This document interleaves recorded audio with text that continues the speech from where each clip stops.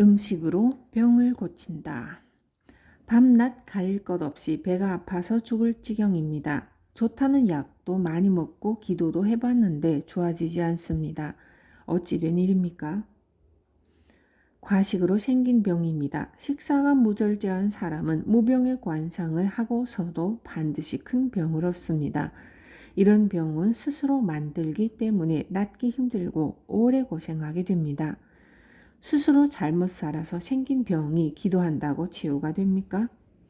기도를 하려면 식사 습관부터 고치고 시작해야 합니다. 식사를 모두 죽으로 바꾸고 100일 동안 기도하면 효과는 백발백중일 것입니다. 많은 난치병이 100일 동안 흰죽 2공기만 먹으면 많이 좋아집니다. 수년을 앓던 사람도 1년이면 낫습니다. 음식을 절제하는 사람은 큰 병에 걸리지 않으며 감기에 걸리는 일은 가끔 있어도 3일 이상 알아눕지 않습니다. 최근 들어 식욕도 없고 먹고 나면 나른합니다. 게다가 항상 잔병 치레를 하니 이유가 무엇입니까? 먹고 싶지 않다면 먹지 않는 것이 좋습니다. 음식이 배에 오래 머물러 뱃속에 똥이 꽉 차 있기 때문에 음식 맛이 없는 것입니다. 입맛이 없으면 굳이 먹으려 하지 말고 먹는 양을 반으로 줄여야 합니다. 식사를 줄이고 절제하면 입맛이 좋아지고 숙변도 없어집니다. 음식을 절제하는 사람은 반찬이 없어도 진수성찬을 만난 것처럼 식욕이 당깁니다. 양껏 먹던 사람은 맛있는 반찬이 있어도 밥맛이 좋을 수 없습니다. 먹고 싶지 않으면 하루 종일이라도 굶어야 합니다. 하루 종일 굶으면 소금만 있어도 밥맛이 좋아집니다. 과식으로 배가 꽉 차면 기가 무거워져서 자연스럽게 졸음이 옵니다. 잠에서 깨도 나른하고 얼굴이 무겁게 느껴지는 이유는 심기가 빠져 전신에 힘이 빠져버리기 때문입니다. 적게 먹어도 식후에 나른하면 식사를 더 줄여야 합니다. 몸이 받아들일 수 있는 양보다 많이 먹으면 그것이 탁한 피와 살이 되어 결국에는 병에 걸립니다. 배에 머물던 음식이 없어지면 자연히 병도 났습니다. 조금 먹어야 상쾌한 것을 알면서도 실행하지 못하면 미련한 사람입니다. 정신병도 음식으로 고칠 수 있습니까? 정신병에 걸리면 음식을 불규칙적으로 아무렇게나 먹는 모습을 흔히 볼 수 있습니다. 정신병을 갖고 있는데도 식사가 무절제하면 반드시 병이 악화되거나 치유하기 힘들어집니다. 정신병에 걸렸거나 항상 침울한 사람은 식사를 최대한 줄이고 간식을 먹지 못하게 하면 정상으로 차차 돌아옵니다. 수년간 정신 이상을 알아온 사람도 이와 같이 오랜 기간 실행하면 자연히 낫습니다. 정신병은 귀신 붙은 병이 아니라 식사를 난잡하게 해서 생기는 것입니다. 식사를 엄격히 절제하면 정신이 스스로 바르게 되어 낫습니다. 혹시 귀신이 붙었다 해도 정신이 바르면 해를 입히지 못하고 스스로 떠나갑니다. 정신 이상은 모두 음식의 무절제로 생깁니다. 음식은 정신을 기르는 근본입니다. 근본을 바로 세우면 정신은 반드시 제자리를 찾습니다. 술의 절제. 선생께서는 음식을 절제하지 않는 사람은 성공하지 못한다고 하셨는데 당나라의 이태백은 술을 많이 먹었던 것으로 유명합니다.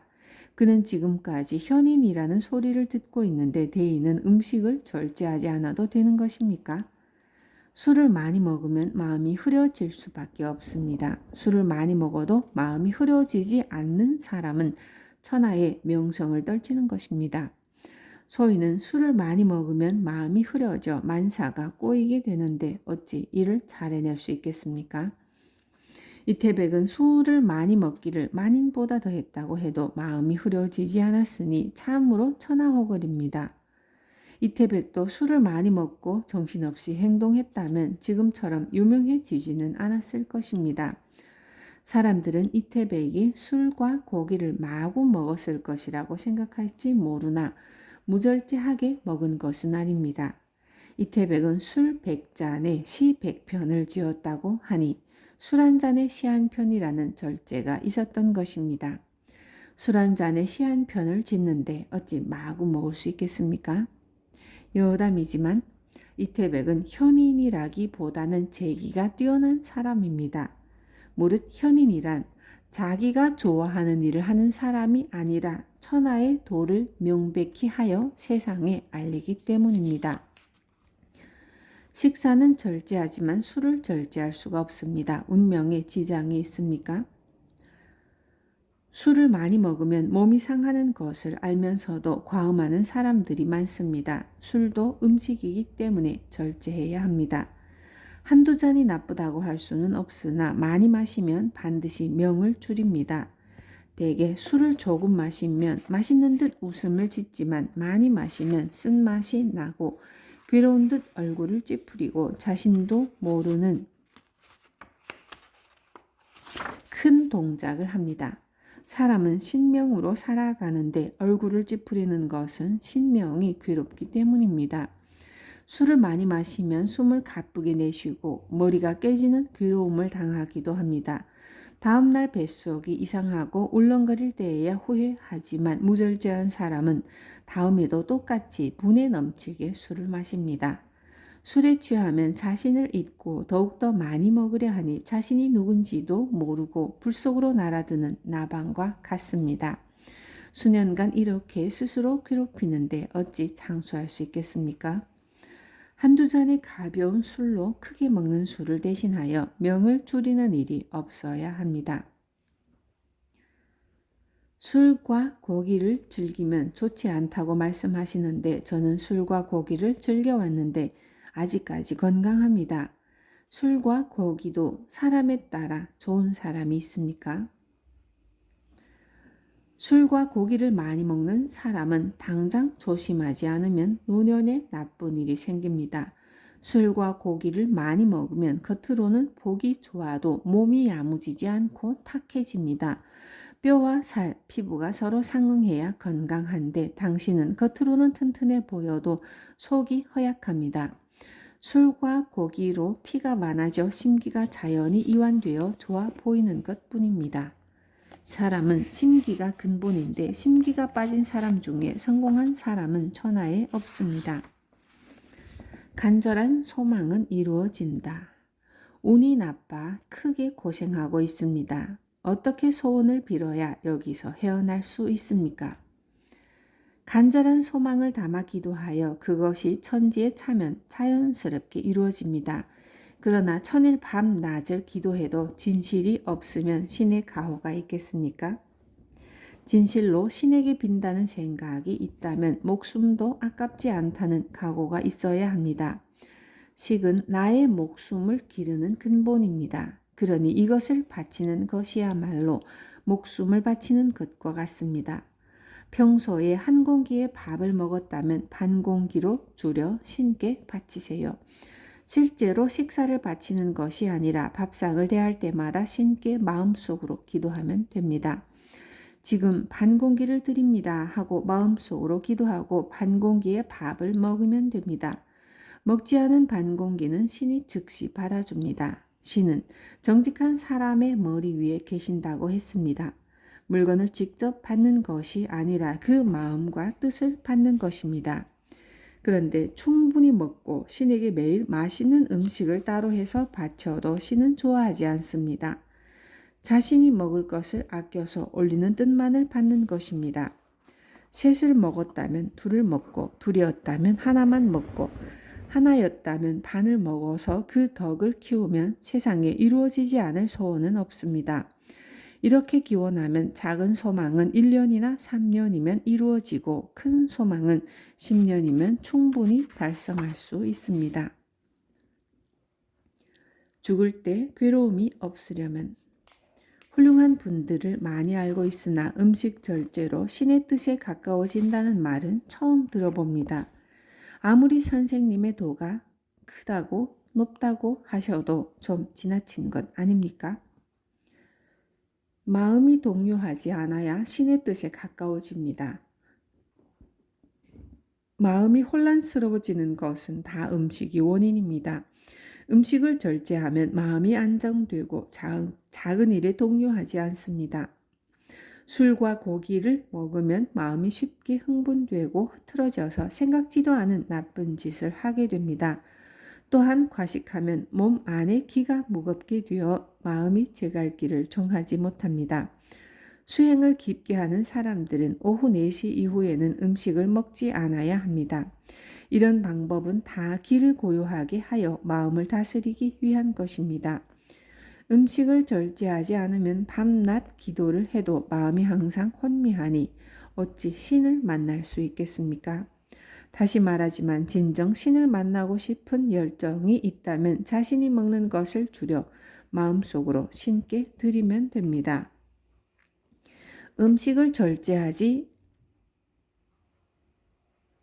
음식을 절제하여 이를 천지에 남기면 전생의 악연을 풀어 현생의 명복을 늘릴 수 있습니다. 음식을 절제하는 것은 현재와 미래에 다 도움이 되는 일입니다. 현생에서부터 안락세계의 산이 자연스럽게 임종 또한 편안할 수 있습니다. 사람이 죽을 때 모습을 보면 어떻게 살았는지 알 수 있습니다. 죽을 때 괴로운 마음이 없으면 다가올 세상에도 괴로운 마음이 없는 세계에서 살게 됩니다. 현생에서 음식을 절제하여 이를 천지에 늘리면 반드시 미래로 가져갑니다. 현생을 바탕으로 미래에 도움을 얻는 것입니다.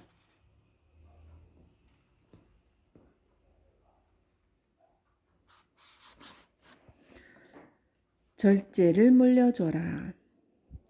자손이 잘 사는 것을 제 눈으로 보고 싶습니다. 생전에 많은 재산을 물려주고 싶은데 괜찮겠습니까?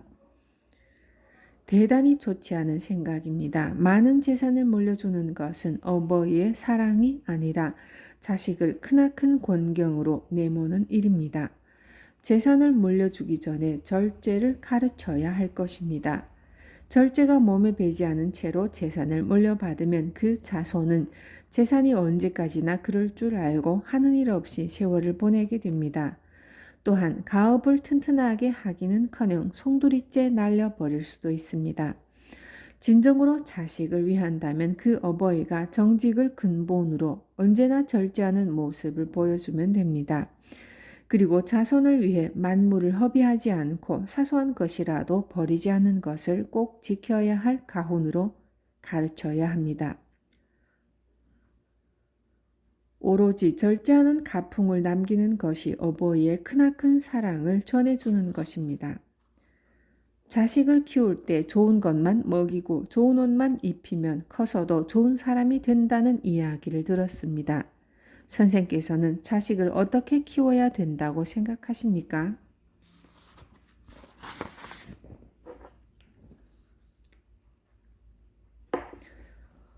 무릇 깨달은 사람은 조식을 먹고 물만 마셔도 즐거움이 넘친다고 했습니다. 호사스러운 비단 옷을 입고 맛 좋은 음식을 먹는 것과 귀인이 되는 것은 상관이 없습니다. 모든 실력과 천재성은 스스로 드러납니다. 노력이 쌓여서 몸 안에 신명이 발동하는 것이 바로 능력입니다. 소인이면서 어려서부터 귀한 사람이 하는 대로 맛 좋은 음식을 먹고 좋은 옷만 입으면 나중에 크게 후회합니다. 덜 좋은 옷을 입고 조식을 하며 컸다고 해서 실력이 떨어지는 것은 아닙니다. 밑바닥에서부터 갈고 닦아 훌륭한 현자가 된 분이 많습니다.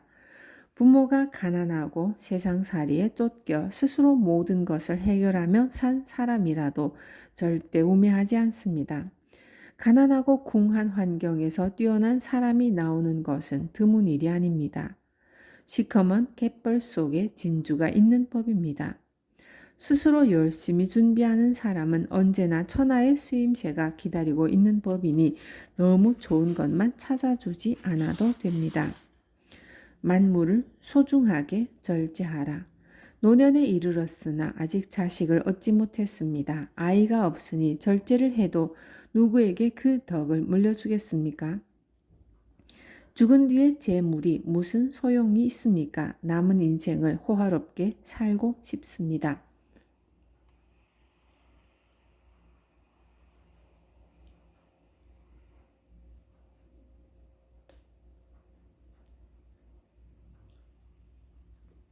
자식이 없는 운명이라도 엄격히 절제하면 반드시 훌륭한 자손을 얻을 수 있습니다. 지금부터라도 소식하여 그 덕이 천지 만물을 이롭게 하면 노년에 가깝더라도 자손을 볼 수 있습니다. 나이가 많아 자손을 보기 힘들더라도 마음은 불생불멸이므로 절제를 늦추어서는 안 됩니다. 육체는 사라져도 마음은 남습니다. 마음은 인연과 인과를 기억합니다. 인연은 원인을 만드는 것을 말하며 인과는 그 원인을 갚는 것입니다. 현생에 나쁜 인연을 맺으면 다시 태어날 때에 나쁜 업보를 받는다는 뜻입니다. 지금 당신이 쌓은 덕이 미래의 당신에게 도움을 줍니다. 믿을 수 없겠지만 세상은 그렇게 돌아갑니다. 만약에 현생이 끝이라는 생각에 천지만물을 마음대로 허비한다면 다음 생에는 뼈 빠지게 일해야 겨우 먹고 살 수 있습니다. 전생이나 내생도 다 현생에서 스스로 하기 나름입니다. 몸가짐이 바른 사람은 스스로 돕게 됩니다. 하늘은 스스로 돕는 사람을 보살핍니다. 만물을 소중하게 절제하라는 것이 나의 말이 아니라 하늘과 자연의 가르침입니다. 자녀의 운명은 부모하기 나름이다. 아기가 자주 아픕니다. 저희 아기의 운명이 좋지 않은가요? 어린 아기가 가난하고 나쁜 운명을 갖고 태어났더라도 부모가 절제하면 아기의 운명이 더 이상 나빠지지 않습니다. 또한 초년에 부모가 하는 바에 따라 나쁜 운명도 좋게 바뀌는 일이 많습니다. 자식에게 있어 부모는 근본입니다. 근본이 바로 서면 자연스럽게 모든 것이 바르게 됩니다. 혹시 아기에게 태어나기 전 인연이 있다 해도 이것을 푸는 것은 부모의 행동에 달려 있습니다. 부모가 이 인연을 풀지 못하면 커가면서 자신의 행동에 따라 인연의 실타래가 풀립니다. 나쁜 인연을 푸는 가장 좋은 방법은 음덕을 쌓는 일입니다. 몰래 다른 사람을 돕는 일을 계속하세요. 보통 사람들이 몰래 하는 음덕으로는 충분하지 않습니다. 스스로 매일 먹는 음식에서 절제하는 것이 시작입니다.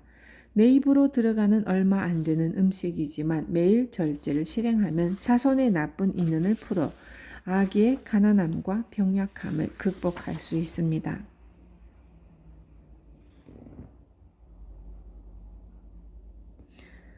세상은 날마다 새롭게 변한다.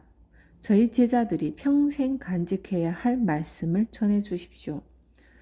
처음 세상이 만들어질 때는 아무것도 없었습니다. 그 후에 음양의 기가 만들어지면서 사람이 생긴 것입니다. 그러므로 음양의 기가 근본이고 신체는 나중입니다. 그래서 관상이나 생김새를 먼저 논하는 것보다 기를 중심으로 인생을 논해야 합니다. 잘 살고 못 살고 오래 살고 빨리 죽는 일이 다 스스로 만드는 기운에서 생깁니다. 사람뿐 아니라 천지 만물은 다 이러한 기운을 근본으로 살아갑니다. 이런 음양의 기운을 보는 것이 내 관상의 비법입니다. 우주의 기운은 너무 커서 눈앞에 있다 해도 쉽게 볼 수 없습니다. 관상은 먼저 우주의 기운과 세상의 이치를 근본으로 해서 스스로 덕을 배우고 몸을 삼가는 것이 첫째 일입니다. 만물은 모두 각자의 상을 가지고 있습니다. 하찮은 미물이라도 상을 갖지 않는 것은 없습니다. 세상 모든 것이 모양새와 살아가는 방법이 있는데 하물며 사람이 없겠습니까? 다른 사람의 운명을 보기 위해서는 우주가 돌아가는 이치를 알아야 하며 그래야 만물의 이치 또한 꿰뚫어 볼 수 있는 것입니다. 상을 보는 이유가 무엇입니까? 만인에게 우주의 이치와 세상 살아가는 이치를 가르치고 베풀기 위함입니다. 스스로의 안위와 편안함을 위해 상을 보는 것은 이치에 어긋나는 일입니다. 그렇다면 만인에게 세상의 이치를 알려주는 이유는 무엇입니까? 만인으로 하여금 만물을 사랑하게 하여 온 세상이 자비와 사랑으로 가득 차게 하는 것입니다. 세상 사람들에게 이치를 가르친다고 그것이 자신의 덕이라고 생각하면 안 됩니다. 자신이 다른 사람을 가르치는 것도 다 천지 자연의 덕이지 스스로의 덕은 아닙니다. 이렇게 스스로 겸손함으로써 점차 깨달음에 이르게 되면 자연스럽게 다른 사람이 추앙하는 사상가가 되는 것입니다. 천지에 베푸는 것이 곧 얻는 것이라는 것을 한시도 잊으면 안 됩니다. 다시 한번 강조하지만 베푸는 덕을 자신의 능력이라고 여기면 끝내 천지 만물의 이치에는 도달하지 못합니다. 모든 덕은 천지 자연에서 나오는 것입니다. 그것을 자신의 덕이라고 생각하면 자연의 덕을 훔치는 일이니 어찌 좋은 일이라 하겠습니까? 물은 높은 곳에서 낮은 곳으로 흐릅니다. 바다가 자연스럽게 천지의 물을 받아들이듯 자연의 이치는 간단합니다. 이치를 알면 상을 꿰뚫어 보는 것이 하나도 신기하지 않습니다. 신기한 것은 도가 아니며 오로지 명명백백한 것이 도입니다. 세상 만물은 모두가 날마다 새롭게 변합니다. 날마다 새롭게 변하는 것을 꿰뚫어 보기 위해서는 만물을 나의 백성이라고 생각하는 자세가 필요합니다. 이런 자세로 세상 만물을 바라보면 하루하루의 길흉을 알 수 있습니다. 만물은 매일 새롭게 바뀌며 한순간도 멈추지 않습니다. 사람 또한 혈기가 전신을 순환함에 따라 혈색이 시시때때로 바뀌는 것입니다. 계속 변하는 곳에서 이치를 터득하면 유에서 무를 알 수 있고 무에서 유를 알 수 있습니다. 만물이 태어남과 돌아감을 반복하듯이 사람도 마찬가지입니다. 세상에 올 필요가 있을 때 생겨나고 다시 돌아가는 것입니다. 그리고 또다시 생겨나는 것이죠. 그러므로 만물이 새롭게 된다는 것을 모르는 사람은 상을 보아도 그 이치를 미루어 알 수 없습니다. 이치를 모르는 사람은 남의 운명은 물론 자신의 운명조차 알 수 없는 것입니다. 천하의 이치를 아는 사람은 자신의 분수를 알고 스스로 어떻게 행동해야 하는 줄 압니다. 이를 모르는 사람이 높은 자리에 있으면 교만한 사람이 되기 쉽습니다.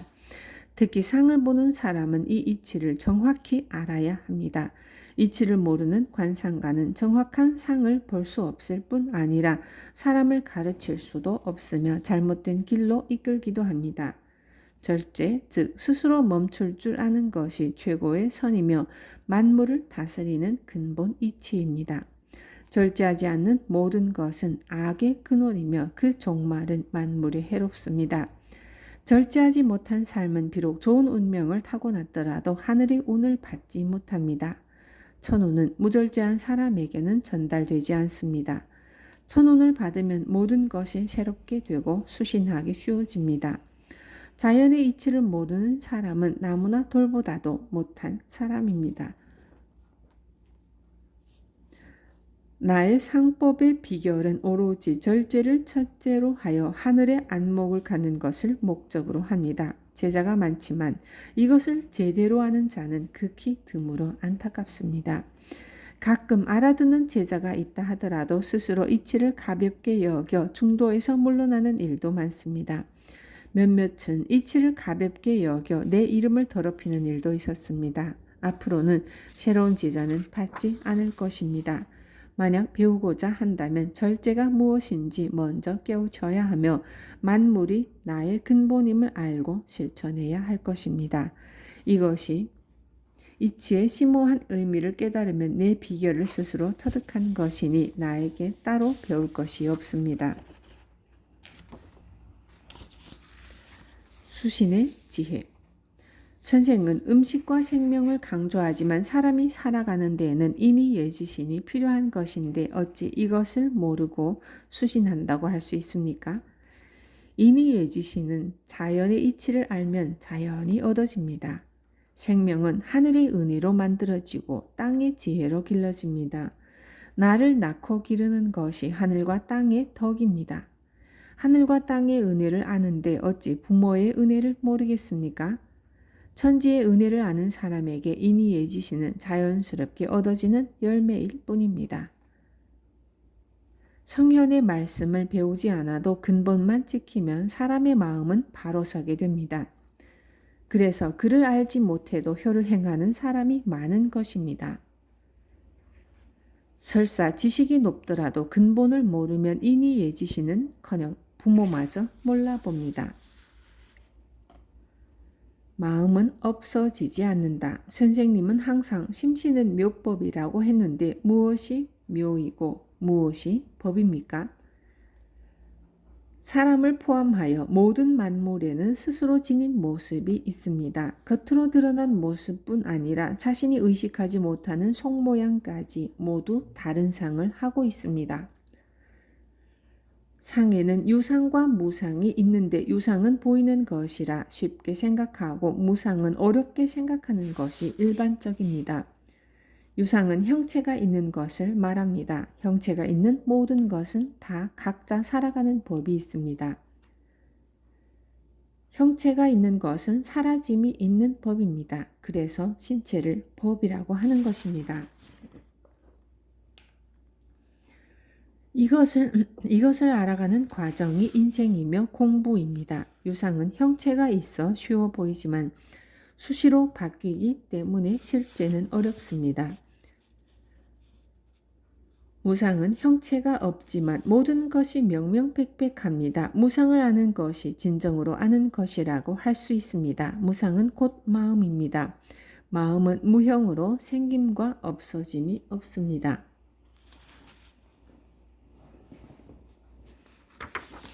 흔히 마음의 움직임을 묘하다고 합니다. 원래 우리의 본성은 미묘한 마음에서 시작해서 밖으로 그 형색을 드러내는 것이 이치입니다. 그리하여 심의 묘와 신의 법을 알게 되면 천지의 이치를 알아볼 수 있는 것입니다. 묘법이란 이런 깊은 이치를 표현하는 말입니다.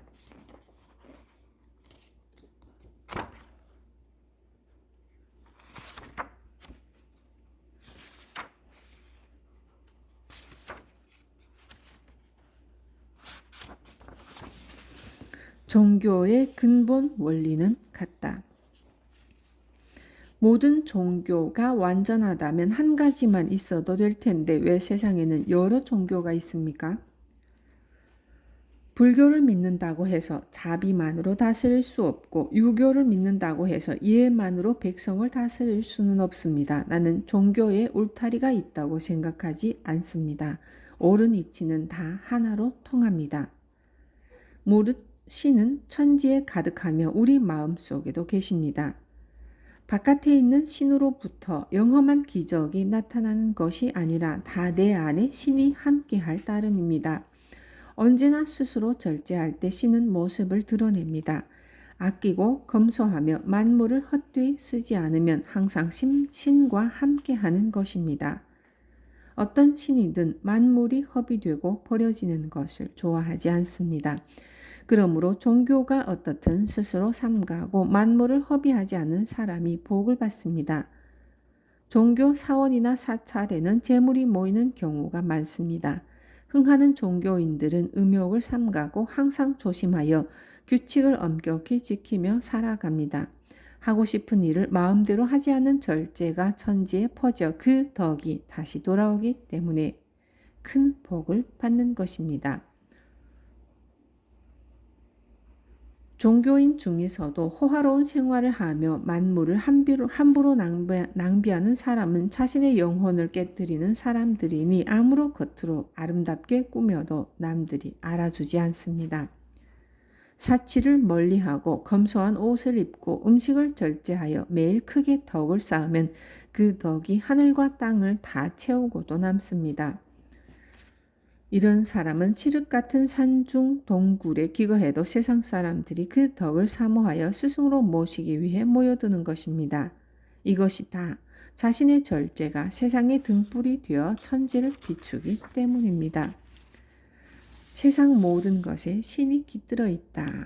스승님, 천지가 개벽할 때 가장 먼저 생기는 것이 신이라고 들었습니다. 그러면 만물과 신 중에 어느 것이 먼저입니까? 세상 사람들은 항상 어느 것이 먼저냐라는 되지도 않는 질문을 합니다. 신이나 만물이 떨어져 있는 것이 아닙니다. 흑백으로 양분해서 생각하려는 태도로는 어느 문제도 해결할 수 없습니다. 만물이 신이고 신이 만물입니다. 만물은 신의 모습이고 신은 만물의 근본입니다. 이렇듯 만물은 신과 같은 높은 존재인 것입니다. 이런 이치를 깨달아 사람과 만물을 소중하게 여겨야 합니다. 세상 모든 것에 신이 깃들어 있다는 것을 알고 만물을 소중히 여기는 사람은 마침내 신의 보호를 받으며 도에 가까워집니다. 무릇 다른 사람의 인생을 지도하는 사람은 이런 이치를 먼저 깨달아야 합니다. 이 이치를 천하에 퍼뜨려 모든 사람이 실천하게 하는 것이 스승의 몫입니다. 이치를 알지 못하는 사람은 만물이 나날이 새롭게 변하는 것조차도 알지 못합니다. 이런 사람이 스승으로 있으면 오히려 사람들에게 해를 끼칠 수도 있습니다. 스승은 사람의 행동을 보고 그 마음의 움직임을 면밀히 관찰하여 개개인에 따라 실천해야 할 덕행을 가르쳐야 합니다. 마음이 반석과 같이 될 때까지 더욱 행동을 조심스럽게 가르쳐야 합니다. 또한 이치를 스스로 터득할 수 있도록 도와줘야 합니다. 운명학의 비결. 운명학을 공부하는 방법을 알려주십시오. 책만 파고들면 운명이 보이지 않습니다. 상의 기륭을 분명히 밝히려면 언제나 절제해야 합니다. 만물이 낭비되는 것을 하늘과 땅이 손상되는 것으로 여기고 사소한 것이라도 낭비하면 안 됩니다. 이처럼 3년을 절제하면 다른 사람의 상이 뚜렷이 보이기 시작합니다. 운명학자는 항상 스스로 실천하여 자신의 기륭을 몸에 간직하고 참뜻을 깨달은 후에 다른 사람의 상을 보아야 합니다. 이치를 깨닫지 못한 사람은 운명을 감정해도 어째서 기륭이 있는지 알 수 없습니다. 기륭을 모르는 운명학자들은 운명도적이라고 할 수 있습니다. 상을 보러 온 사람 중에 도박이 직업인 사람이 있었습니다. 그 사람의 상을 보니 찢어지게 가난한 것은 물론이고 머지않아 불구가 될 운명이었습니다. 그런데 이 사람은 젊을 때부터 음식 낭비를 엄청나게 싫어한 사람이었습니다. 가끔 도박으로 큰 돈을 벌면 흥청망청 써버리기는 했지만 음식을 삼가하고 죽을 먹는 것을 즐겼습니다. 심지어 겨울에 떠내려오는 풀잎들을 모아 먹을 수 있는 것들은 정성스럽게 먹었습니다. 이 사람은 배운 것도 없고 내세울 직업도 없었지만 음식으로 천지의 덕을 쌓아 마침내 유복하게 되었습니다. 아주 좋지 않은 운명이라도 음식을 근본으로 검소한 생활을 지키면 출세할 수 있습니다. 운명은 정해진 것이 아니다. 선생님은 천하제일의 관상가라고도 소문이 대단하십니다. 그런데 왜 음식 절제만 강조하시고 인생의 기륭에 대해서는 자세한 말씀이 없으십니까? 내가 왜 상을 보는 줄 아십니까? 상이란 스스로 몸을 다스리고 천하를 다스리는 태도이기 때문에 나 혼자 알아서는 안 되기 때문입니다. 그래서 많은 사람을 모아 그 도를 가르치기 위해서 상을 보고 기륭을 판단해 주는 것입니다. 근래에 와서는 사람들에게 도를 가르치기만 할 뿐 기륭은 말해주지 않습니다. 왜 그런 줄 아십니까? 도를 행하면 기륭은 의미가 없어지기 때문입니다. 도의 근본은 식이요. 식을 근본으로 하여 도가 시작되니 음식에 관한 말을 많이 할 수밖에 없습니다. 상은 있다가도 없고 없다가도 있는 것입니다. 기륭이란 처음부터 확정된 것이 아닙니다.